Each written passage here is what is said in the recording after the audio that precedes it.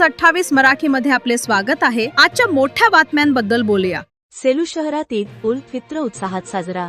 मुस्लिम समाजात सर्वात पवित्र मानला जाणारा रमजान महिन्याच्या समाप्तीनंतर दिनांक मार्च 21 शनिवार रोजी सेलू शहरातील नूतन रोड स्थित असलेल्या ईदगाह मैदानावर ईद उल फित्र निमित्त हजारोंच्या संख्येने एकत्रित येऊन सामूहिक नमाज पठण केले।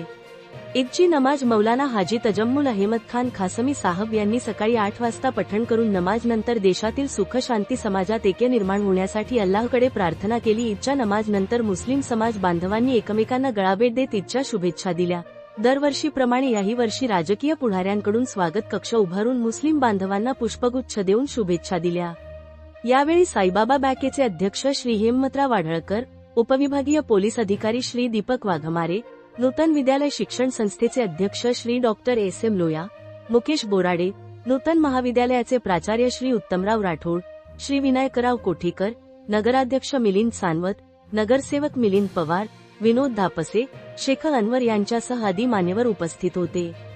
कायदा व सुव्यवस्था अबाधित ठेवण्यासाठी सेलू पोलीस ठाण्याचे पोलीस निरीक्षक श्री दीपक बोरसे यांच्या मार्गदर्शनाखाली चोख पोलीस बंदोबस्त ठेवण्यात आला होता।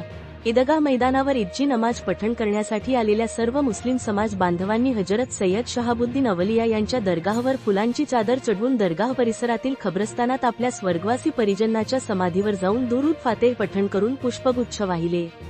परभणी जिल्हा ब्युरो चीफ उत्तम लोखंडेची रिपोर्ट।